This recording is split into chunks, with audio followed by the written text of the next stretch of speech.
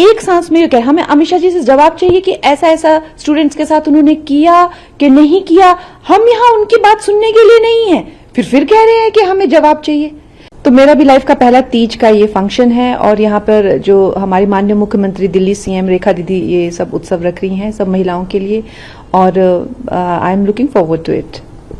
आज जैसे कि नीट का मुद्दा लगातार विपक्ष उठाता रहा है, आज अमित शाह जी ने कहा कि मैं लगातार आता रहा हूं, अपने चैम्बर में भी बैठ के इंतजार किया, लेकिन अपोजिशन ने जिस तरह से बोला है और अमित शाह जी ने ये भी बात बोली कि मैं बहस के लिए तैयार हूं। उन्होंने साथ में स्पीकर को लेटर भी लिखा है और कहा है कि मैं अभी भी तैयार हूं, कल का समय है। लेकिन राहुल जी की तरफ से जो बयान आया है उस पर क्या कहेंगे? मैं सोच रही हूँ कि ये जो है देश का उपहास वो कर रहे हैं कहीं ना कहीं, चाहे आलू उगाने की उनकी बात हो, चाहे जलेबी अमेरिका में भी, हमेशा देश का उपहास करते हैं और उनके लिए हर कुछ जो है एक जोक है। पहली बार मैं देख रही हूं कि एक पार्लियामेंट में का जो है इतना मजाक वो बना, एक ही सांस में कह रहे हैं कि हमें अमित शाह जी से जवाब चाहिए।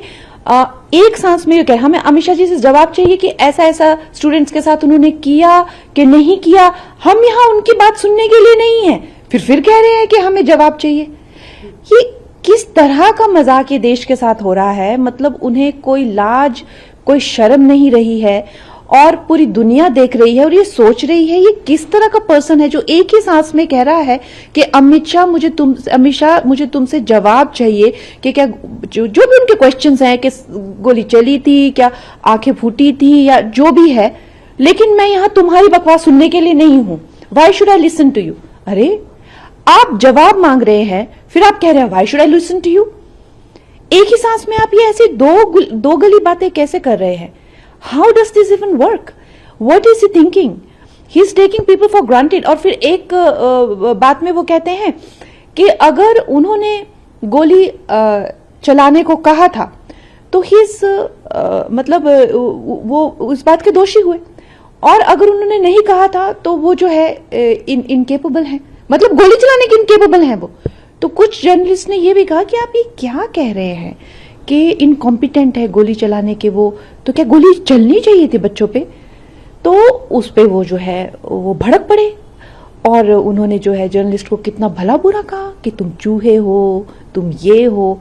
इस तरह से जो वो अपनी भड़ास निकाल रहे हैं और इस तरह से जो वो पार्लियामेंट का अपमान कर रहे हैं, पूरे देश का अपमान कर रहे हैं, देशवासियों का अपमान कर रहे हैं। मुझे लगता है कि उनका जो है ये as a opposition leader I am 100% sure कि उनकी ये लास्ट टर्म है। उन्होंने ये भी कहा कि अमित शाह जी को इस्तीफा दे देना चाहिए। वो तो प्राइम मिनिस्टर का इस्तीफा मांग रहे हैं। वो जो है इस देश के डेमोक्रेटिकली इलेक्टेड प्राइम मिनिस्टर का इस्तीफा मांग रहे हैं, जिन्हें जो है इतना बड़े मैंडेट जो भी तीसरी बार मिला है। तो वो तो हर एक का इस्तीफा मांग रहे हैं। उनको तो लगता है कि उनके सिवाय इस देश में कोई एग्जिस्ट ही नहीं करना चाहिए, और फिर बाकी जो उनकी करतूत है, चाहे वो सोरोस के साथ मिलकर, चाहे वो इंटरनेशनल शक्तियों के साथ मिलकर इस देश के टुकड़े कर देना, इस देश को कहीं का नहीं छोड़ना, उनका तो सीधा सीधा यही है जो मैंने हमेशा पहले से कहा है कि राख हो जाए लेकिन मैं राख पर ही शासन करूंगा। लेकिन उनको और कुछ नहीं पड़ी है। तो वो किसका इस्तीफा मांगते हैं, वो क्या चाहते हैं, उससे क्या फर्क पड़ता है जब जनता को वो मैटर ही नहीं करते हैं। ये तो उनकी माताजी हैं, इटालियन माताजी, जो जैसे तैसे करके ऑपोजिशन को जो है ठूस रही हैं कि इसी को ही ऑपोजिशन लीडर बनाना है। नहीं तो जनता तो उनको बिल्कुल भी 100 इलेक्शन वो हार गए हैं। वो कौन होते हैं, उनको किसका इस्तीफा चाहिए, उससे क्या फर्क पड़ता है? वैसे तो सड़क पे चले हुए अगर उनकी इटालियन माता जी ने ये नहीं कहा होता कि भाई इनको ऑपोजिशन लीडर बनाओ, तो उनकी क्या वजूद है? कंगना, एक और चीज है जिस बात को लेकर सुबह से आप सुर्खियों में हैं, वो है नसरुद्दीन शाह को लेकर आपने एक टिप्पणी की है, उनको लोमड़ी शब्द का इस्तेमाल किया, क्या कहेंगे आप? ये अब की बात नहीं है, ये फिल्म इंडस्ट्री का ये रवैया हमेशा रहा है। आपने देखा है कि जंतर मंतर पर जो पार्लियामेंट पर जो ये अटैक हो रहा था, जब मेरे कितने पार्लियामेंटेरियन फ्रेंड हैं जिनकी गाड़ियों पे लोग चढ़ गए थे, उनके शीशे जो है तोड़ दिए थे। आप सब जानते हैं, ये किसी से छुपा नहीं है। मेरे घर के बाहर जो है गेट तक लोग चढ़ गए थे, कम से कम नहीं तो यहाँ पे 2500 लोग मेरे गेट के बाहर था, और यहाँ पे इतनी पुलिस फोर्स बुलानी पड़ी कि रात को तो हम सो नहीं पाए। तो इस तरह की जो स्थिति जब बनी हुई थी तो ये सब जो है वो घड़ियाली आंसू रो रहे थे। लेकिन अब जब झारखंड में इस तरह का बच्चों पे जो है जुल्म हो रहे हैं, तो क्या वो जेंजी नहीं है जो देश के खिलाफ जो हो जाए, या जो प्रधानमंत्री जी को गालियां दे, प्रधानमंत्री जी के घर तक ये पहुंच गए और वहां पर इन लोगों ने जो है क्या करने की इनकी नीयत थी। तो जो देश को गाली दे, जो प्रधानमंत्री जी को गाली दे, जो इस देश के टुकड़े करने का, क्या वही जेंजी है? और कोई जेंजी नहीं है। हम खुद युवा हैं, हम खुद नारी हैं, हमें जो है युवा विरोधी बना दिया है। हम क्यों युवा विरोधी बनेंगे? हम तो खुद युवा है, खुद वर्किंग वुमेन है, खुद करियर वुमेन है, खुद एक ऐसे छोटे मुकाम से उठकर ऊपर आए हैं। हम क्यों बने? हमें बना दिया है युवा विरोधी। ऐसा नहीं होता है। ये दोगलापन फिल्म इंडस्ट्री का भी नहीं चलेगा। फिल्म इंडस्ट्री के लोग जो घड़ियाली आंसू जंतर मंत्र के लिए बहा रहे थे, वो सेम आंसू इनको अब ये बच्चों के लिए भी झारखंड में भी बहाने चाहिए। उनकी भी तो दुविधा है।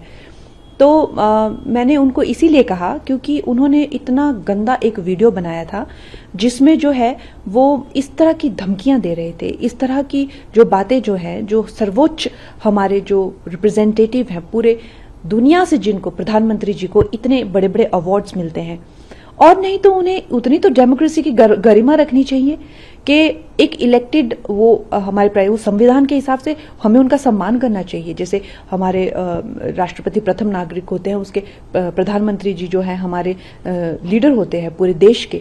तो क्या इतनी कोई भी उठकर जो है इतनी गंदी गंदी, इतनी भद्दी भद्दी बातें और धमकाना, देश से निकल जाओ, तुम्हें जला देंगे, तुम्हें मार देंगे, ये क्या कोई आपको लगता है क्या ये सभ्य बातें हैं? और जब देखो जो चाहे उनकी फिल्में हो, चाहे उनकी बातें हो, चाहे उनके इंटरव्यूज हो, ये पाकिस्तान की प्रेम कथा कब खत्म होगी? जब देखो पाकिस्तान के प्रेम में ये मरे रहते हैं। आई वांट टू नो कि अब पार्टीशन को भी इतने साल हो गए हैं, तो ये लव स्टोरी खत्म क्यों नहीं हो रही है?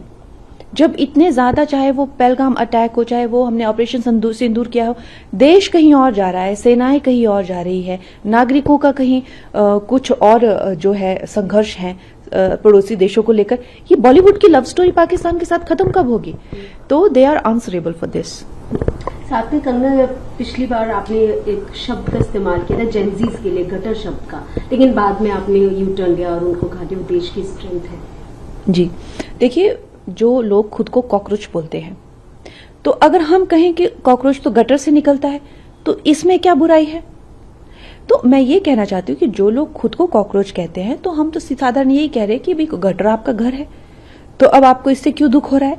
लेकिन जो लोग खुद को कॉकरोच नहीं कहते हैं और उनको कॉकरोच से कुछ लेना देना, मैं तो नहीं मानती कि मैं कॉकरोच हूं, मैं नहीं मानती मैं कॉकरोच हूं। जो लोग नहीं मानते, तो मुझे कोई कहेगा कि मैं गटर में रहती हूँ तो मैं ना मना करूंगी, नहीं। लेकिन जो कहते हैं कि मैं कॉकरोच हूं तो वो गटर में ही रहेगा, और क्या। तो उस तरह की उनकी मानसिकता होगी। लेकिन ये कह देना कि जी मैंने सबको कहा, सब युवाओं को कहा, ऐसा नहीं होता है।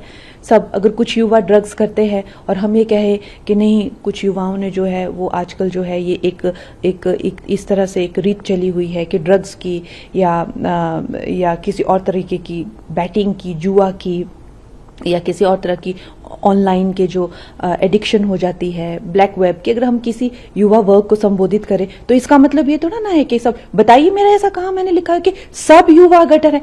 मैंने स्पेसिफिकली सम पीपल या सम वुमेन, ये मैंने स्पेसिफिकली लिखा हुआ है। तो क्या अब हम उनको कैसे संबोधित करें? अगर हमें किसी को दिखाना कि कुछ युवा जो है, तो हम यही कहेंगे some youth are doing drugs these days. इसी तरह से हम उस वाकयात को शुरू करेंगे। तो इस तरह से दिखाना कि जी हमने सारे ही युवाओं को उसमें इंक्लूड, सारे तो कहीं भी कुछ किसी भी चीज के लिए इंक्लूड नहीं हो सकते हैं, ना अच्छाई में ना बुराई में। इतनी तो कॉमन सेंस सभी को होती है। लेकिन खैर विपक्ष को तो कॉमन सेंस भी नहीं है। नहीं तो एक ही सांस में कोई कैसे कह सकता है कि I don't have time to listen to you Amit Shah, but I want answers of these things from you. हाँ तो भाई आइए अंदर पार्लियामेंट में ये सब प्रश्न अपने रखिए, जो आप पूछ रहे हैं वो सब प्रश्न पार्लियामेंट में रखिए। आप क्या चाहते हैं कि अमित शाह जी आपको पार्लियामेंट के आंगन में आकर 1-to-1 जवाब दे? क्या मतलब? तो जिन लोगों का इतना IQ लो हो, उनसे आप क्या उम्मीद कर सकते हैं? कंगना, एक और नया एक अपडेट है सेस को लेकर। हिमाचल में जो ऑर्फन और विडोज के नाम पर 60 पैसे का सेस लगाया जा रहा है, उस पर क्या कहेंगे? हिमाचल की जो दुर्दशा है वो किसी से नहीं छुपी है। हिमाचल में जो है बहुत बुरा हाल है, और आए दिन हर एक तरह के टैक्स जो है वहाँ पर लगा के जो लोगों की जो है दुर्गति कर रहे हैं। और अगर उन्हें विडोज़ का हेल्प करना है और अनाथ बच्चों की आड़ में जो करप्शन वो कर रहे हैं कांग्रेस वाले, वो किसी से नहीं छुपी है।